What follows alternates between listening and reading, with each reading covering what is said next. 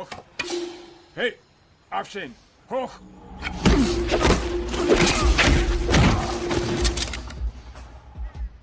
بيبدأ فيلمنا بمركب صيد ماشية في البحر الأبيض المتوسط، وبيكون الجو وحش جدا، وبيخرج واحد من الطاقم بتاعها يرمي المخلفات، لكنه بيشوف جثة عايمة على وش المية وبينتشلوها وبيطلعوها على المركب، لكن المفاجأة انه بيكون لسه عايش، وبياخدوه بينزلوا تحت بسرعة علشان يسعفوه، وبيكون مضروب رصاصتين في ظهره، وبيساعدوا المسعف اللي على المركب وبيخرج منه الرصاص، وبرضه بيلاقي حاجة غريبة تحت جلده وبيخرجها، وبتكون شكلها شكل القلم الليزر، ولما بيشوف إضاءتها بيلاقيها رقم حساب بنكي في زيورخ، وبيرجع وما بيلاقيش الشخص المصاب، وبيتفاجئ بيه وهو بيهجم عليه وبيسأله انت بتعمل فيا ايه؟ فبقول له احنا لقيناك في الميه وانت كنت مصاب بطلقات ناريه، وبيديه قلم الليزر وبيقول له ده كمان كان تحت جلدك، وبيكون مش قادر حتى انه يقف، فبيساعدوا البحار وبيسالوا عن اسمه، وبيسالوا كمان ازاي جه لحد هنا في وسط البحر، لكنه بيقول انه مش فاكر حاجه خالص وبيفقد الوعي. وبنروح لوكاله المخابرات المركزيه اللي في ولايه فيرجينيا، وبيدخلوا على ستيف وبيعرفون المهمه فشلت، وبيعدي فتره من الزمن مش عارفين قد ايه، لكن صاحبنا بيكون استرد عافيته وبيشتغل مع طاقم مركب الصيد اللي كانوا لاقوه، وبيكون عارف لغات كتير منها الفرنسيه والالمانيه وحتى اللغه الروسيه بيكون عارفها، وبيبقى عمال يقلب في الخرايط ويراجع المكان اللي لاقوه فيه، وبيبقى هيتجنن ويعرف هو مين او ايه اللي حصل ومين اللي ضربه بالنار ورماه في وسط البحر. وبيوصلوا لايطاليا، وبيديه البحار مبلغ يساعده علشان يقدر يروح لسويسرا، وفعلا بيركب القطر وبيسافر على سويسرا، وبيبص القلم الليزر اللي فيه رقم الحساب البنكي، وبيوصل بالليل لسويسرا، وطبعا بيبقى مش عارف هيروح فين او يعمل ايه، فبينام في منتزه، وبيجي 2 من رجال الشرطه وبيصحوه وبيطلبوا يشوفوا هويته، لكنه بيقول لهم انه مش معاه اوراق تثبت هويته، فبيعاملوه على انه متشرد،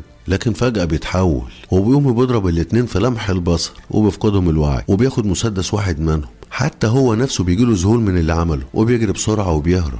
وتاني يوم بتتجمع الحكومة الأمريكية وبيشوفوا رئيس لدولة أفريقية بيدعي إن الحكومة الأمريكية كانت عايزة تغتاله من أسبوعين لكنهم فشلوا، وبيخرج كيدج وبيروح يقابل ستيف، وبيعرفوا باللي قاله الرئيس الأفريقي وبيسألوا إيه اللي حصل، فبيقولوا لهم فقدوا الاتصال بالراجل بتاعهم، فبقول له ازاي ما اعرفش بالتفاصيل دي كلها؟ قال له كنا مستنيين نعرف اي حاجه عن الراجل بتاعنا وكنا هنحل المشكله من غير ما يعملوا ازعاج لحد. في الوقت اللي بيكون فيه صاحبنا مستني قدام البنك اللي معاه عنوانه في القلم الليزر لحد ما يفتح، وبيدخل البنك وبيقول لها انه ليه رقم حساب في البنك ده، فبتديله استماره يكتب فيها رقم حسابه وبيكتبوا ليها، وبيقابله واحد من الموظفين وبيطلب منه انه يثبت هويته ببصمه اليد، وفعلا بتكون مطابقه، وبيجيبوا له الصندوق بتاعه اللي كان في خزنته وبيسيبوه لوحده، وبيفتح الصندوق وبيلاقي جواز سفره، وبيعرف ان اسمه هو جيسون بورن وعنوانه في باريس، لكن بيلاقي في الرف التاني من الصندوق فلوس كتير ومسدس ومجموعه جوازات سفر كتير لدول مختلفه وكلها تخصه، بس بتكون باسامي وهويات تانية خالص، فبياخد كل حاجه في شنطه البنك وبيسيب المسدس في الصندوق وبيمشي، بس بيكون واضح ان في شخص مركز معاه، وبيتصل بالنداء الآلي وبيسأل عن تليفون جيسون بورن اللي في باريس، وفعلا بيتصل وبيسمع صوته في الرساله المسجله، لكنه بيحس انه متراقب، وبيكون فعلا رجال الشرطه السويسريه متابعينه، فبيلاقي نفسه قدام السفاره الامريكيه فبيدخلها بالجواز بتاعه، ولما بتوصل الشرطه امن السفاره بيمنعهم يدخلوا وراه، وبيشوف واحده عماله تتخانق مع موظف السفاره بامور تخص اقامتها في سويسرا، وتعرفوا انها بقت بتنام في الشارع وما معاش حتى فلوس تصرف على نفسها، بس بورن برضه بيحس ان امن السفاره مركز معاه، فبيخرج من الصف وبيحاول يمشي، لكنهم فعلا بيوقفوه وبيقولوا له يرفع ايده، بس برضه بيتحول وبيضربهم كلهم بسرعه رهيبه وبياخد منهم المسدس، وطبعا الدنيا بتتقلب في السفاره، وبياخد شنطته وبيجري بسرعه وبيحاول يهرب، وبيضرب اللي قبله وبياخد اللاسلكي منه، وامن السفاره بيعلن حاله التاهب،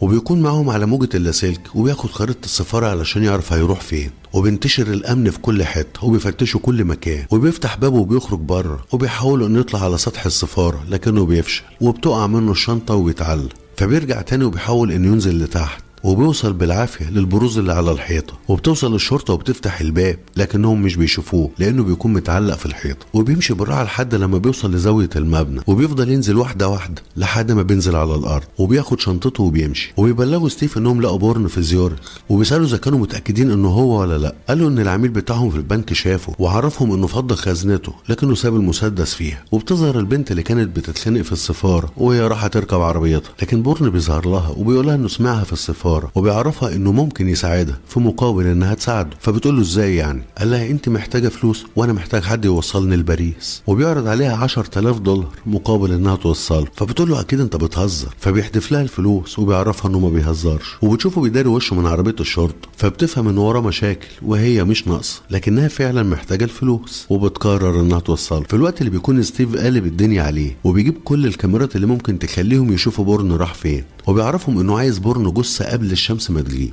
وبتصل بكل رجالتهم المحترفين في كل الدول، وبيعرفوهم انهم يكونوا على اتم الاستعداد. وبيكون بورن راكب العربيه مع ماري اللي حكيت له تاريخ حياتها من وقت ما اتولدت لحد ما هو عرض عليها الفلوس. ولما بتفوق لنفسها بتعتذر منه على انها لكاك، فبقولها بالعكس، وبيعرف انه حاسس بألفة وهو بيسمعها. فبتساله بتقول ايه اللي يخليك تدفع مبلغ ضخم زي ده علشان اوصلك لباريس. فبقولها انه اتعرض لحادث من اسبوعين، وانه مش فاكر اي حاجه عن حياته قبل الحادث. في الوقت اللي بيكونوا وصلوا فيه لبورن وازاي هرب، وبيشوفوا واقف مع ماري اللي بيجيبوا كل تفصيلة عنها، وبيبعتوا صورهم وبياناتهم للمنزل الآمن اللي تبع الوكالة في باريس. وبوصل بورن وماري لريست على الطريق، وبيكون بورن حكى لها كل حاجه اكتشفها في نفسه، وبيوريها جوازات السفر اللي معاه، وبيقولها مين الشخص العادي اللي ممكن يكون معاه حاجات زي دي، او حتى انه يحتفظ برقم حسابه تحت جلده. فبتحاول تهون عليه الامور عشان دماغه ما تضربش. فبقولها انه حافظ ارقام لوح السيارات اللي واقفه بره الريست، وانه عارف في كام مخرج للمكان، وفين ممكن يلاقي اقرب مسدس، واللي في سياره شرطه على بعد شارعين منهم. وبيخرجوا بيكملوا طريقهم، لكن بيغلبوا النوم. وتبص عليه ماري وبتكون متعاطفه معاه ومصدقاه، وبتصحيه لما بيوصلوا باريس، وبتكون جايبه له فطار. وبتقول له تفتكر ممكن نلاقي حد من اهلك هنا في باريس؟ قال لها مش عارف. وبتوصله العنوان اللي جابه من دليل التليفون،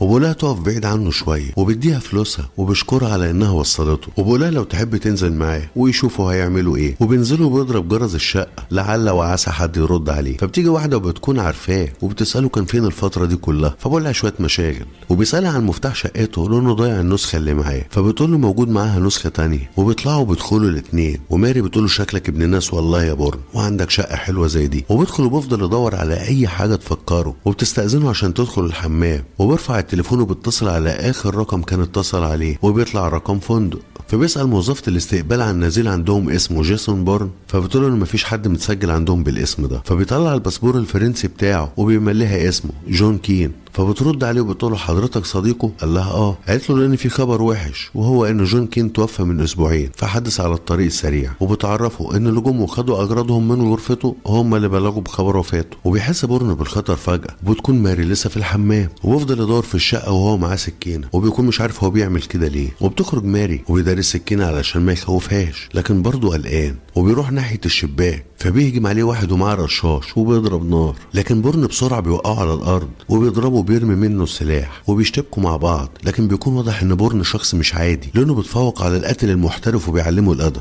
وبيخرج سلاحه وبيحاول انه يطعن بورن باي شكل، لكن بورن متدرب تدريب من نوع خاص وبيتفاداه بكل سهوله. وبياخد قلم حب وبيضربه بيه وبيطعنه في كل حته في جسمه بالقلم ده. وفي الاخر بيرشقه في ايده وبيوقع منه السلاح. ولما بيهجم عليه تاني بيكسر رجله وبعدين ايده وبيرميه على الارض. وماري واقفه مش مصدقه اللي بتشوفه من بورن، اللي بيرمي لها الشنطه بتاعته وبيقولها تفتشها، وبيساله هو مين ومين اللي بعته. وبتشوف ماري الصور بتاعتهم مع القاتل وبتترعب. وبورن بيحاول يهديها، لكن القاتل بيقوم مرة تانية، بس المرة دي بيجري على الشباك وبيرمي نفسه. فبيجمع حاجاته وبيقول لماري تجيب حاجتها هي كمان بسرعة عشان يهربوا، لكن ماري بتكون في حالة صدمة. فبياخدها وبيساعدها على النزول. وبيشوفوا الست اللي فتحت لهم وبيلاقوها برضه مقتولة. وبيخرجوا للشارع وبيشوفوا الناس ملموم على جثة القاتل اللي رمى نفسه. وعلى طول بتتصل سالي الموجودة في البيت الآمن اللي في باريس بمكتب الوكالة، وبتبلغهم ان بورن ظهر في شقته وقتل الراجل بتاعهم اللي بعتوه. فبيطلبوا منها انها تنظف وراهم اللي حصل، لكنها بتقول لهم صعب لان في جثه في الشارع والكل شافها. فبيقولوا لها اتبع الاخبار وتبلغهم اول باول.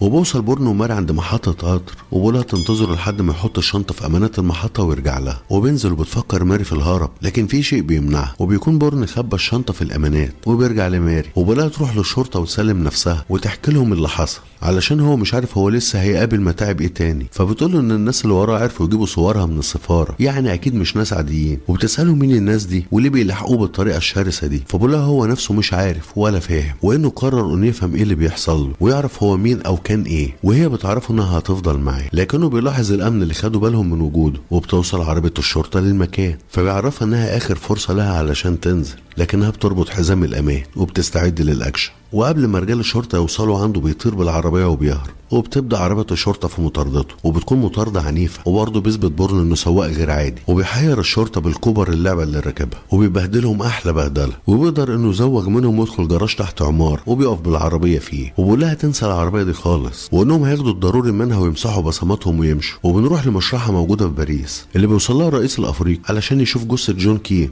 اللي هو بورن، وبتفحص بنفس الجثه المتفحمه، وبقول لهم ان مش ده هو الشخص المطلوب، وبيعرفهم ان الشخص المطلوب مصاب بطلقات ناريه في ظهره. وبرضه سالي بتبلغ الوكاله ان ومبوسي راح المشرحه وشاف الجثه. وبينزل بورن وماري في هوتيل صغير وبيوصلها شعرها علشان يغير ملامحها، وبتصحى تاني يوم وبتلاقي بورن قاعد قدامها، وبيعرفها انه مسح بصماتهم من كل شيء لمسوه في الغرفه، وبيعرفها انه عايز يروح الفندق اللي المفروض كان نازل فيه باسم جون كين، جايز يلاقي عندهم في ملفه حاجه تفيده. وبيكون ومبوسي بيتكلم مع الراجل بتاعه، وبيعرف انه مش هيسيب حقه مهما يحصل، لكنه فعلا بيسيب حقه وبيتقتل على ايد قناص محترف تبع الوكاله. وبيروح بورن وماري على الفندق، وبتدخل ماري لوحدها جوه الفندق، وبورن بيستناها بره، لكن بيكون قلقان عليها، وبيتصل بالفندق عشان يشوف في قلق ولا لا، لكنه بيلاقيها وصلت عنده، وبتقول له انها جابت اللي هو عايزه. وبيروح كيجي وبيدخل مكتب ستيف، وبيقول له ان ومبوسي تم اغتياله في بيته، وبيطلب انه يعرف ايه اللي حصل.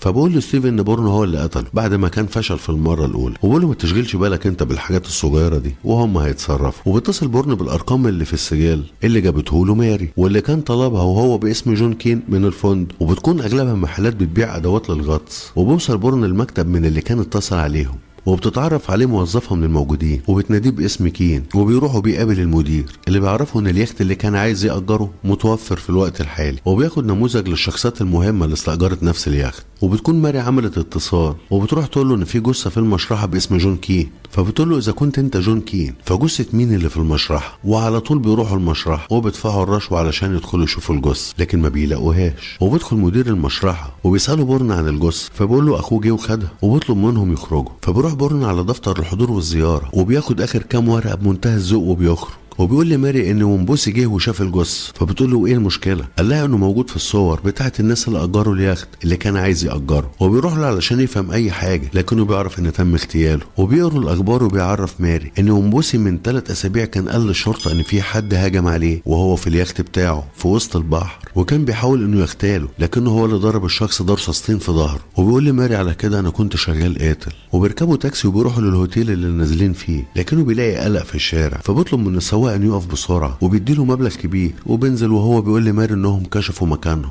والسواق بيعمل فيها امين قوي، وبينادي عليه علشان يديله الباقي. فبيشك ظابط في الموضوع، وبيمسكوا السواق اللي يستاهل، وبيشوفوا نفس القاتل اللي اغتاله ومبوسي. وبيكسر بورن ازاز عربيه شرطه واقفه قريب، وبياخد منها منشورات فيها صورهم، وبيقول لها احنا بقينا مطلوبين من الشرطه الفرنسيه. وبتخاف ماري وبتجري وبتقول له يبعد عنها، وطبعا بتغير سلوكها معاه بعد ما عرفت انه قاتل محترف، لكنه بيعرفها ان اللي وصل لصورهم في السفاره واللي اغتالوا ومبوسي اكيد مش هيرحموه. وبيقول لها حفاظا عليك وعلى حياتك شوفي امن مكان تكوني فيه، وانا هوصلك لهناك بنفسي واسيبك وابعد ومش هتشوفيني تاني. وفعلا بتروح معاه في الوقت اللي بيتحرى ستيف عن كل قرايب ماري والناس اللي ممكن تتصل بيهم. وبتكون ماري بتقول لبورن ان لها ابن عم له بيت في مقاطعة على ضواحي فرنسا، وانه ما بيروحش البيت ده غير كل فين وفين. وبيوصلوا للبيت فعلا، وبتحاول ماري تدور على المفتاح، لكن بورن بيستسهل وبيكسر الباب. وبيدخل وبيلاقي انوار شغاله، فبقول لها ان المكان مسكون ومش فاضي، وبيعرفها انهم لازم يمشوا بسرعه، لكن ابن عمها بيكون وصل وبيقابلهم، لكن شكله بيكون مش مرحب بوجودهم، بس بيضطر انه يضيفهم ويسيبهم يباتوا الليله عنده في الوقت اللي بيوصلوا فيه للمكان اللي هم فيه، وده بسبب اتصال ماري من مكان قريب من مكان هروبهم.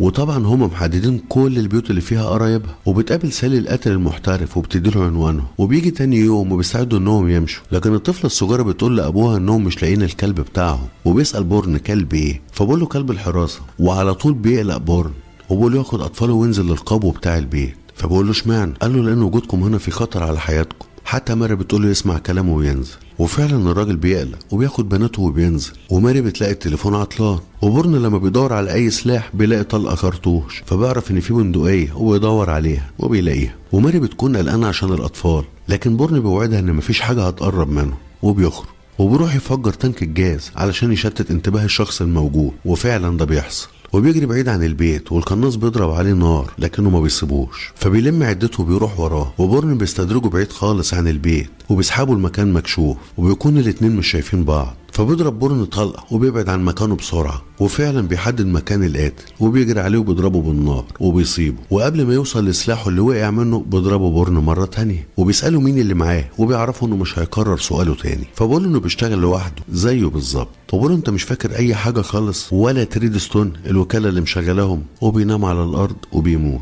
وصاحبنا بياخد بناته وبيبقى عايز ينفد بجلده، وبورن بيدي لماري الشنطه اللي فيها الفلوس وبيقولها تروح معاه وتبعد نفسها على قد ما تقدر، وهو لو عرف يخلص حواره هيلاقيها مره تانية. وفعلا بتركب العربيه وبتمشي، وبيدخل هو البيت وبيفضي شنطه القاتل من الحاجات اللي فيها، وبيلاقي تليفون وبيتصل على الرقم السريع واللي بيكون البيت الامن، وبتحول الاتصال على مكتب ستيف، وبتكلم بورن بيقول لهم ان الراجل اللي بعتوه مات. فبرد عليه ستيف وبيعرض عليه انه يجي، وهيحاولوا انهم يوصلوا لحل يرضي كل الاطراف من غير دم او قتل. لكن بورن بيديه عنوان مكان في باريس، وبيقول له يقف في وسط الجسر ويكون لوحده ويخلع الجاكيت بتاعه عشان يعرفه، وبيقفل الخط. وبوصل بورن قبل الميعاد، وبيكون ستيف جاي مع الفريق بتاعه وبيبقى عامل كل احتياطاته. لكن بورن بيكون طلع على مبنى عالي عشان يراقب الاوضاع، وبيشوف رجاله ستيف وهي ماليه المكان، وبيقلع الجاكيت وبيحددوا بورن وبيتصل عليه وبيقول له مش انا قلت لك تيجي لوحدك، وبيعرفوا ان كده فركش لحد ما يحدد موعد تاني، وبيقفل الخط وبيحط جهاز تعقب على العربيه اللي جم فيها، وبيوصلوا للبيت الامن وبيعرف بورن مكانهم، وبيحاولوا يدمروا اي اوراق او مستندات في البيت الامن.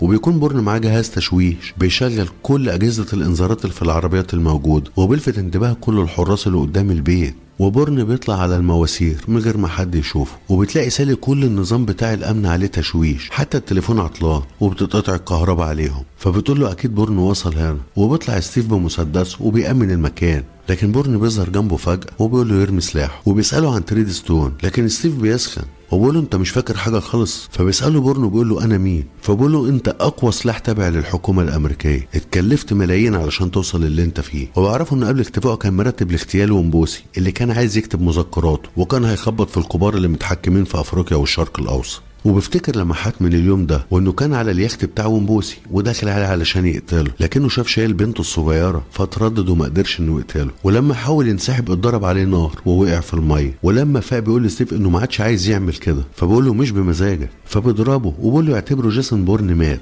وانه لو حس ان لسه في حد وراه هيولعها حرب عليهم كلهم هم واهاليهم. لكنه بيبص وبيلاقي جهاز الاتصال بتاعه مفتوح، وبيفهم ان الامن كلهم في طريقهم ليه، فبيضربه وبيفقدوا الوعي. وبيبص لسالي وعارف انها مغلوبه على امرها، وبيشوف الباب بيتفتح بالراحه، لكنه بيهجم على اول واحد وبياخد منه المسدس وبيضربه بيه، وبيضرب النار على اللي كان واقف على السلم وبيقتله. لكن اللي اتضرب في الاول بيقوم تاني، بس بورن بيندمه على القرار الغلط اللي خده، وبيتضرب عليه نار من واحد تاني واقف تحت وبيطلع له علشان يقتله. لكن بورن بيعمل حركه مجنونه وبيرمي الجثه اللي قدامه وبينزل فوقها، وبيستهدف اللي طالع على السلم وبيقتله، وبينزل على الارض. بس جثه صاحبنا بتهدي الصدمه بتاعته، ومع ذلك بيبقى مش قادر يقوم، لكنه في الاخر بيقوم. ولما بيفوق ستيف بيلاقي رجالته في ذمه الله وبورن مش موجود، وبيظهر قاتل محترف تاني وبيقتل ستيف نفسه، وبتكون دي اوامر كيدج نفسه عشان يخلصوا من الفوضى اللي سببها ستيف. وبعد شويه حلوين من الوقت بنروح لايطاليا، وبتكون ماري ما شاء الله خدت الفلوس وعملت مشروع وبتأجر عجل وموتوسيكلات والدنيا تمام. وبيجي بورن بيقول لها انه عايز يأجر ساعه، بس بيعرفها انه مش هيدفع رهن. بيبدأ فيلمنا ببورن بيحلم دايما بانه في واحد بيعرفه ان تدريبه انتهى، وانه جاهز انه ينضم للمشروع، وكمان انه بيضرب حد بالنار. وبيصحى بيكون موجود في الهند هو وماري، واللي بتقوم علشان تطمن عليه، فبيعرفها ان الصداع اللي متعود عليه دايما. وبيخرج بره يشم هوا، وهي بتسأله افتكر حاجه تانية، فبقول لها انها مجرد لمحات ومش قادر انه يحددها او يكمل الصوره بتاعتها علشان يفهم منها حاجه. فبتقول له مش جايز يكون كابوس عادي، وبيقول لها لا، وبيعرفها ان دي كانت مهمه مطلوبه منه، وبيشكرها على وجودها جنبه، وبيقول لها مش عارف كان هيعمل ايه من غيرها. وبنروح لبرلين، وبتكون باميلي بعد عملاء تبعهم عشان يوصلوا لملفات كتير هتكشف بيها عمليات كتيره من الفساد. لكن في نفس الوقت بيوصل عميل تاني خالص وبيحط قنابل محدود على محولات الكهرباء، وبيزرع بصمات تانية خالص. وبيكون رجالتها وصلوا للمستندات ومعهم فلوس كتير كرشوة اللي جاب لهم اللي هم عايزينه. وبتكون بام سامعة كل حاجة ومراقبة الوضع، وبينفجر محول الكهرباء وبيدخل عليهم صاحبنا ده وبيقتله. وبتعرف بام ان في حاجة غلط، وبتبعت الدعم علشان يشوف ايه اللي حصل. وبيكون صاحبنا خد المستندات والفلوس وخلع، وبتعرف بام انه اتعلم عليها خلاص. وبتتكلم الاخبار عن المؤتمر العالمي للنفط اللي بيقام في برلين، واللي بيكون برئاسة يوري جريتيكوف اللي مسيطر على سوق النفط في روسيا ويعتبر أغنى رجل فيها. وبيبقى صاحبنا اللي اسمه جورج شغال لحسابه، وبيجيب له المستندات والفلوس، فبيديه المقدم أتعابه، وبيعرفوا إن الباقي لما يخلص مهمته في الهند. وبنروح للهند، وبيبقى بورن بيمارس رياضة الجري، وبعد كده بيتمشى في السوق وبيقف يشرب شوية مية. لكن في شخص بيلفت انتباهه وبيركز معاه، وبيكون فعلا هو صاحبنا جورج، وبيقلق بورن وبيسيب المكان، وبيكون احساسه صح لانه جاي يسأل عليه وعايز يوصل له. وبيروح بورن يركب عربيته وبينادي على ماري وبيقول لها تركب بسرعه، وجورج بيشوفه وبورن بيحاول يخلع بسرعه بالعربيه، وهو كمان بيركب عربيته وبيروح وراه. وماري بتقول ممكن تكون اوهام مش اكتر، لكنه بيقول لها انه شافه في وسط البلد ودلوقتي جنب بيته، ولو كلامه واحساسه غلط يبقى برضه ما خسروش حاجه. لكنها فعلا بتلاقيه بيطاردهم، فبيحاول بورن انه يهرب منه على قد ما يقدر، وبيقول لها تقعد مكانه وهي اللي تسوق، وبيخرج مسدسه وبتنزل ماري في الارض الزراعيه علشان تفلت منه، وبيوصل وما بيعرفش ينزل بعربيته، فبيجري وبيخرج بندقيته وبياخدها معاه. وبتحاول ماري انها توصل للجسر وبتتكلم مع بورن، لكنها بتتضرب بالنار في راسها. وبيحاول بورن انه يسيطر على العربيه، لكنها بتطير من فوق الجسر وتنزل في الميه. وبيستقتل بورن في انه ينقذ ماري وبيخرجها بره العربيه وبيحاول ينقل لها هوا، لكنها بتكون ماتت بين ايديه. وبيشوفها وهي بتبعد وبيبقى خلاص مفيش حاجه في ايده يعملها، وبتجمع الناس على الجسر وبيمشي جورج وسطهم علشان يطمن ان محدش خرج سليم. وفعلا لما بيطمن بيمشي، وبنرجع تاني لألمانيا، وبيبقى فريق البحث لسه بيدور على مين اللي قتل العملاء وسرق المستندات والفلوس، وبيرفعوا البصمات اللي موجوده في المكان. وبتبحث بام عن صاحب البصمه، لكنها بتكون خاصه بشخص داخل المشروع تريدستون، واللي بتبقى بام ما تعرفش حاجه عنها. وبنروح لمطار موسكو واللي بيوصل فيه جورج، وبيقابل رجاله يوري اللي بيكون مستنيه جوه العربيه، وبيسالوا عن بورن. قال له اقرا عليه الفتحه، فبقول له متاكد؟ قال له زي ما انا شايفك بالظبط. فبيدوله بقيه اتعابه، وبيعرفوا انه هيتصل عليه بعد شهر. فبينزل وبيمشي يوري يكمل طريقه. وبنرجع تاني للهند، واللي بيخرجوا فيها عربيه بورن اللي بيكون واقف حزين على ماري، وبيقعد وبيحرق صورها والباسبور بتاعها واي حاجه كمان تخصها. وبيرجع لشقته وبياخد جوازات السفر بتاعته والفلوس والمسدس، وبيمشي وبيسيب المكان. وبتقعد بام قدام رئيسها اللي بيقول لها 2 عملاء و3 مليون دولار ومستندات مهمه كله بلح. فبتقول انه معاها دليل على مين اللي عمل كده، وتعرف انه تبع وكاله الاستخبارات، لكنه داخل مشروع اسمه تريدستون. وبتطلب منه تعرف اكتر عن المشروع، وكمان بتطلب منه انه يرفع مستوى الصلاحيات بتاعتها علشان تقدر تحقق براحتها. وبيوافق على طلبها، لكنه بيعرفها ان قدامها وقت قصير جدا عشان تقفل القضيه دي، وانها ترفع له تقرير يومي بكل حاجه بتعملها. وبتستاذنه وبتخرج، وبنروح لنابولي في ايطاليا، وبيكون بورن وصل وراكب مركب. وطبعا بعد رفع مستوى صلاحيه بام بتقدر توصل لصاحب البصمه واللي بيكون جيسون بورن، وبتجيب كل حاجه تخصه وبتفضل تذاكر فيها. وبتتصل على كاج وبيبقى عارفها، وبتطلب منه انه يقابلها، فبديها موعد بعد 20 دقيقه. وفعلا بتقابله وبتساله عن تريدستون، فبنكر معرفته بيها، فبتوريه وثيقه الصلاحيه بتاعتها. فبقول لها تريدستون مشروع اتقفل من 2 سنين، وانها كانت معموله للتصفيات الجسديه واللي كانت بتخدم الوطن. وبتساله عن بورن، وبيقول لها انه كان الاول في مجاله، وانه شاب فريد من نوعه. في يوم اتكلف بمهمه وفشل، ومن وقتها ما ظهرش. ولما بتدخل معاه في تفاصيل اكتر بقول لها هو ده اخرك معايا. فبترجع تاني وبتكلموا عن بورن، فبقول لها انه مات في الدنمارك. فبتقول له ازاي هو لسه عامل مصيبه في المانيا الاسبوع اللي فات. ده في الوقت اللي بيدخل فيه بورن على منطقه الجوازات، لكن بالباسبور بتاعه العادي اللي باسم جيسون بورن. وطبعا على طول بيسمع عندهم ظهور بورن في ايطاليا، وبيجي الامن وبياخد بورن اللي بنبقى لسه مش فاهمين هو بيعمل كده ليه، وبيكشف نفسه. وبتبقى بام في اجتماع وبتتكلم عن عميل روسي كان بيشتغل لحسابه داخل المخابرات الروسيه، لكن زوجته قتلته في ظروف غامضه، والكلام ده كان من 7 سنين. ولما لقوا اوراق او اطراف جديده ممكن تفيدهم في نفس قضيه الجاسوسيه، ظهر بورن مره تانية وقتل العميل بتاعه وكمان الراجل اللي كان بيتعاون معاهم. وبتقولهم ان لحظه ان اي مشكله بتواجههم بيكون وراها برنامج تريدستون، لكن بيتم قطع الاجتماع بخبر ظهور جيسون بورن في ايطاليا. فبتقول اتصل عليهم بسرعه ويعرفهم هما بيتعاملوا مع مين وايه اللي بورن يقدر يعمله. لكن اللي بيروح له بيبقى مش عارف هم مكبرين موضوع اللي اسمه بورن ده على ايه. وبيدخل عليه المكتب وبيمسك الباسبور بتاعه وبيساله عن سبب زيارته لايطاليا، لكن بورن ما بيردش عليه. حتى بعد ما بيساله كام سؤال برضه بورن ما بيردش. فبيقعد قدامه وبيقول له شكلك ما تعرفنيش، اصل بالذوق بالعافيه هتجاوب على اسئلتي. لكن بيجي له اتصال من مكتب الاستخبارات المركزيه وبيقولوا له يامن بورن على قد ما يقدر لحد ما يوصلوا الدعم، لانه المطلوب رقم 1 عندهم. وبينهوا الاتصال، لكن قبل ما يعمل اي خطوه بورن بيضربهم هما الاثنين وفي لمح البصر، وبياخد المسدس وبياخد كمان التليفون ومفتاح عربيته، وبينسخ بيانات الشريحه وبيرموه له تاني. وبيطلع بره المينا وبيلاقي العربيه وبيجرى اللوحه بتاعتها وبيركبها. وبتتصل بام على صاحبنا اللي ممدد على الارض علشان تطمن على الاوضاع. وبيبقى بورن راكب التليفون وبيسمع الاتصال، ولما بيرد الزبون بتعرفه بام باسمها ورتبتها في جهاز الاستخبارات. وبورن بيبقى سامع صاحبنا وهو بيبلغها ان بورن هرب. وبيسمعها كمان وهي بتبلغه بان بورن مسلح وخطير، وانه من اسبوعين قتل 2 تابعين للوكاله، وبتقوله لازم يامن المنطقه كلها ويحوطها امنيا ويبلغها بالجديد اول باول. وبتحرك بورن بعد ما الاتصال بيتقطع، وبيبقى في خلاف بين بام وكيج، لكن مديرهم بيفض الحوار بين الاتنين وبيأمرهم انهم لازم يلاقوا اللي اسمه بورن ويصفوه في اسرع وقت.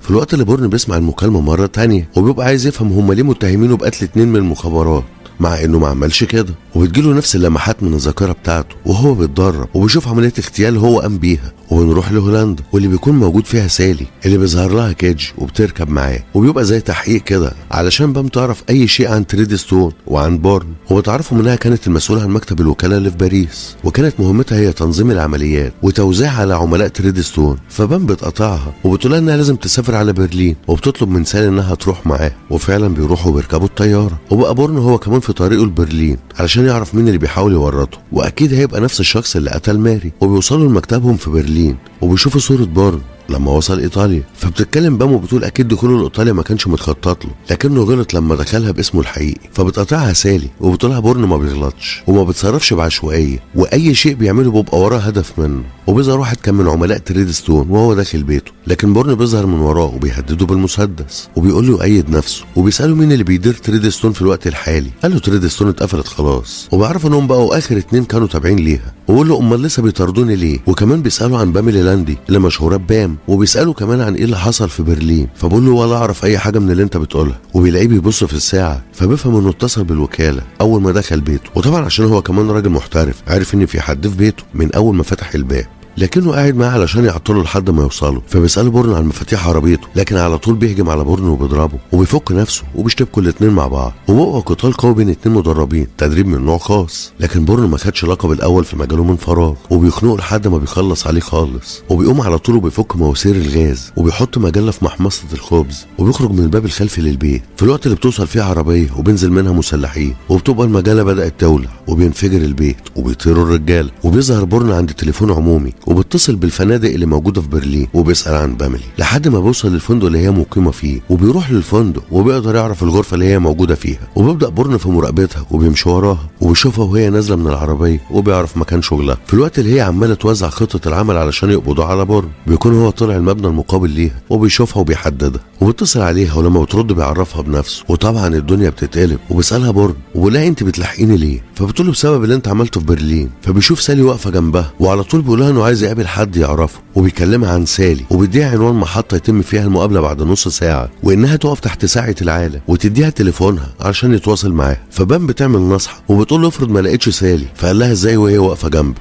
وبينهي الاتصال. وعلى طول بيحصل لهم ايرور وخصوصا بام، وبيبداوا يحطوا الخطه لتامين سالي والقبض على بورن. وبيبقى كيج عايز يجيب قناص علشان يقتلوا بورن اول ما يشوفوه، لكن بام ليها راي تاني وانها مش هتستفاد حاجه من قتله، وانها كمان عايزه توصل للحقيقه مش اكتر، لكنها في الاخر بتوافق ان يكون في قناصه للتامين بس، ولو بورن عمل حاجه يقتلوه فورا. وبتوصل سالي عند المحطة اللي بورن قال عليها، والقناصة بتبقى في موقعها وعملاء كتير موجودين وسط الناس، وبيبقى في مظاهرات وناس كتير موجودة، وتليفون سالي بيرن وبيكون بورن اللي على الخط، وبيقول لها في قطر بيقرب منها وبيأمرها انها تركبه. وبتروح سالي وبتركب القطر، وطبعا كل اللي عملوه تخطيطها بقى في الفاضي، وبيجري مجموعه من العملاء وبيدخلوا القطر، لكن بورن بياخد سالي وبينزل بيها تاني وبيتوه في الزحمه من غير ما حد يشوفه. وطبعا بيبقوا سامعين سالي اللي بتتوسل لبورن انه ما يأذيهاش، فبقول لها انه هيسالها شويه اسئله مش اكتر، وبيسالها عن باميلي ليندي وهل ليها علاقه بتريدستون، فبتقول له لا. فبقول لها امال عايزه تقتلني ليه؟ فبتقول له علشان انت قتلت 2 من رجالتها الاسبوع اللي فات. فبقول لها انا ما قتلتش حد، لكنها بتعرفه انهم لقوا بصماته هناك.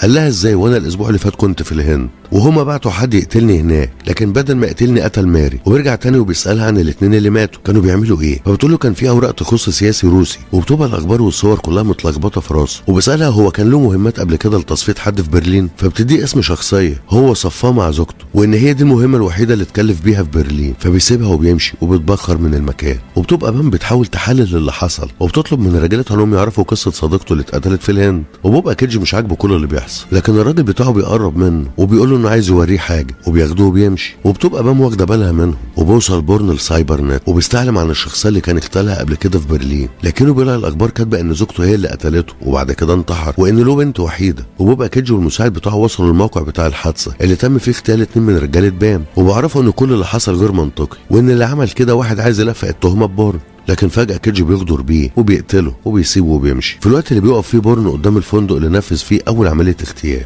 وبيفتكر ستيف وهو بيتكلم معاه عن الهدف، وبيدخل الفندق وبيطلب حجز غرفه، وبرضه بيفتكر لقطات من ذاكرته، وبيطلبوا منه الباسبور بتاعه وبيديه مفتاح الغرفه، وبيطلع وبرضه بتبقى الذاكره بتاعته عماله تسترجع في لقطات وصور. وبيعرف الموظف ان بورن مطلوب من الشرطه، فبيتصل عليهم علشان يبلغهم. في الوقت اللي بورن بيروح على الغرفه اللي افتكرها واللي نفذ فيها عمليته، وبيفتحها وبيدخل، وبتوصل الشرطه وبيبلغوا بام ان بورن موجود في الفندق، وبيبقى بورن موجود في الغرفه، وبيحاولوا نفتكر اللي حصل بالظبط، وبتبقى الدنيا كلها مقلوبه تحت. وبيفتكر بورن ان المفروض كان يقتل الضحيه بتاعته بحقنه سم، لكنه اتفاجئ بوجود زوجته، فبيقرر انه يرتجل وبيقتل ضحيته، وبعدين بيقتل زوجته وبيسيب بصماتها على المسدس علشان يبان ان هي اللي قتلته، وبعد كده انتحرت. وبيفتكر ستيف وهو بيهنيه على نجاحه في اول مهمه، وبتكون الشرطه مالت الفندق ورايحين على الغرفه اللي بورن حجزها، وهو طبعا مش فيها. وبيحس بورن بوجودهم وبيشوفهم، وبيقتحم الغرفه الفاضيه، وبيكون هو طالع على المواسير وبيوصل للسطح. وكمان بتوصل بام للفندق في الوقت اللي بيكون بورن وصل للشارع وخلع، لكن في شرطي بيشوفه بيبلغ انه لقاه، وفعلا بتوصل عربات الشرطه لمكانه، فبيجري منهم وبيطاردوه بيحاولوا يحاصروه من كل اتجاه. لكن بورن مش مجرد شخص عادي او حتى انه يتمسك بالسهوله دي، وبيوصل للمترو وبيدخله، لكن الشرطه برضه بتبقى وصلت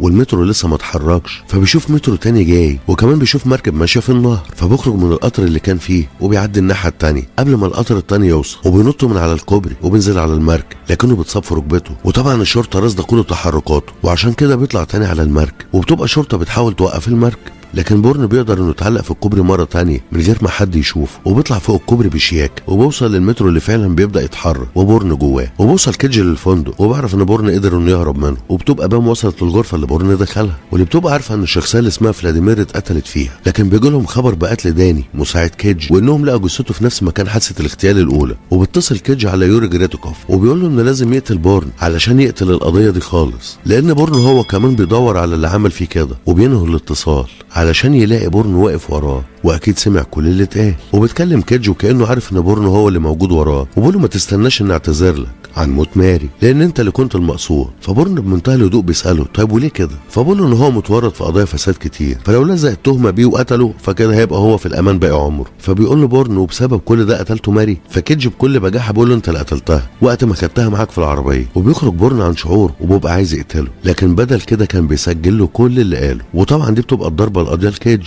اللي بورن بيسيب له المسدس جنبه وبيمشي. وبتوصل بام للفندق اللي فيه كيدج، وبورن بيوصل لشنطته اللي في خزنه المحطه، وبياخد باسبور تاني وبيركب القطر وبيسافر. وبتدخل بام غرفه كيدج اللي بيكون ماسك لها المسدس، وبيقول لها ما تخافش هو مش هيأذيها، وبيقتل نفسه قدامها. وبيكون بورن في الوقت ده متوجه لموسكو، وبيبقى بعت التسجيل اللي سجله الكيدج لبام، اللي بتعرف كمان من الكاميرات المراقبه ان بورن متوجه لموسكو، اللي بيكون موجود فيها يوري اللي بيقابل جورج، وبيعرفوا انه فشل في مهمته اللي فاتت، وان بورن لسه عايش وما ماتش زي ما قال له. في الوقت اللي بيكون بورن وصل فعليا لموسكو، وبياخد عنوان معين من دليل التليفون، وبيخرج وبيديه لسواق تاكسي علشان يوصله. وطبعا جورج بعد ما كان على وشه بيبقى هيتجنن وعايز يفرتك بورن، واللي بتبقى صوره مع الشرطه علشان لو لقوه يقبضوا عليه. ويروحوا محطه القطر وبيسالوا اذا كان حد شافه ولا لا، لكن زميل السواق اللي بورن ركب معاه بيتعرف عليه، وبيقول لهم انه لسه ماشي دلوقتي مع زميله، وبيعملوا اخباريه برقم التاكسي اللي بورن راكبه. وجورج كمان بيعرف وبيغير طريقه، وبيوصل بورن للعنوان اللي كان قصده، وبيضرب الجرس لكن محدش بيرد. فبيسال واحده قريبه من البيت وبيسالها عن بنت اسمها ناسكا، فبتقول انها عزلت، وبتديه العنوان الجديد بتاعها. وبيجي اتصال لسواق التاكسي من زميله وبيعرفوا اللي حصل، فبيهرب بسرعه. وهروبه ده بيلفت نظر بورن اللي بيفهم ان في حاجه غلط، وعلى طول بيحاول انه يختفي. لكن عربيه الشرطه بتكون وصلت فعلا لمكانه، وجورج كمان بيكون وصل، وبيشوف بورن وهو ماشي على الممشى اللي تحت وبيضربه بالنار في كتفه. لكن الشرطه بتوقفه وهو بيحاول يفهمهم ان هو شرطي سري، لكن في الفاضي. وكمان بورن بيكون اختفى، ولما بيتاكدوا من هويته بيفكوه، وبيجري يدور على بورن اللي بيكون نزل مترو الانفاق وجرحه عمال ينزل. ولما جورج بينزل وراه بيكون بورن خرج من الناحيه الثانيه ودخل ماركت، وبياخد اي شيء ممكن يسعف بيه نفسه، والامن بيشتبه فيه. لكن بورن بيبقى خلاص مستبيع، وبيشوف جورج حاله الخوف اللي في الماركت وبيجري على هناك.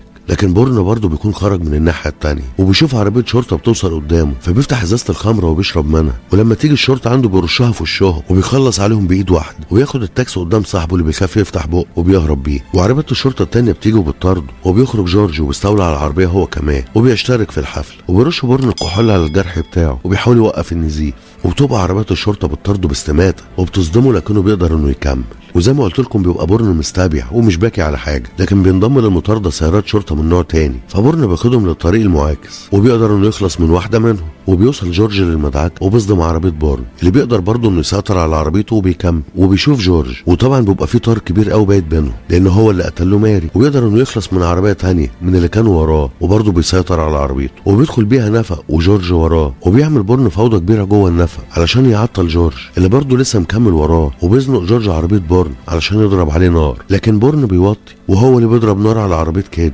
وبيطير له الفرده القدامانيه، وبعد كده بيتعدل وبيخلي عربيه جورج تلف قدامه وبياخده على سرعته وبيلبس بيه في عمود النفق، وبينزل من عربيته وهو ماسك مسدسه وبيروح على جورج اللي بتبقى حالته صعبه شويتين، لكن بورن ما بيرضاش انه يقتله لانه بقى كاره انه يفضل دايما قاتل وما بقاش عايز يعيش العيشه دي تاني، فبيسيبه وبيمشي في الوقت اللي بيبقى يوري خارج من مكتبه، لكن بتوصل فرقه من الكي جي بي وبتقبض عليه، وده طبعا بعد ما بام اديته الزومبا الكبير لما سمعت التسجيل اللي بعته لها بورن، وبتظهر البنت اللي اسمها ناسكا اللي كان بورن بيدور على عنوانها وهي بتدخل شقتها، لكنها بتلاقيه قاعد ومستنيها وبيقول لها تطمن وما تخافش، وبيطلب منها انها تقعد على الكرسي اللي قدامه وبيعين مسدسه علشان يطمنها، وبتتضح ان ناسكا دي تبقى بنت فلاديمير اول ضحيه قتلها بورن، وبيبقى جاي مخصوص للبنت دي عشان يعرفها ان امها بريئه ومش هي اللي قتلت ابوها ولا حتى انتحر، وبعرفها كمان ان هو اللي قتلهم الاتنين وان دي كانت اوامر سياسيه، وبقولها انه جالها مخصوص عشان يبرأ امها وما يخليش صورتها تبقى وحشه قدامها هي على الاقل، وبعرفها انه ما كانش بمزاجه وان ده كان شغله واللي كان بينفذه بوطنيه، وبتاسف لها وبيمشي، وبنروح لمدينه نيويورك وبتبقى بام قاعده في مكتبها وبيجي لها تليفون وبتسمع صوت بورن واللي بيقول لها سمعت انك لسه بتدور عليا، وبيسالها هي عايزه منه ايه لسه، فبتقول انها كانت عايزه تشكره على التسجيل اللي بعته لها، وبتعرفوا انها كمان مديونه له بالاعتذار وده طبعا بشكل شخصي مش رسمي، ولما بيجي يقفل الخط بتقول له لحظه واحده، وبتعرفوا ان اسمه الحقيقي هو ديفيد ويب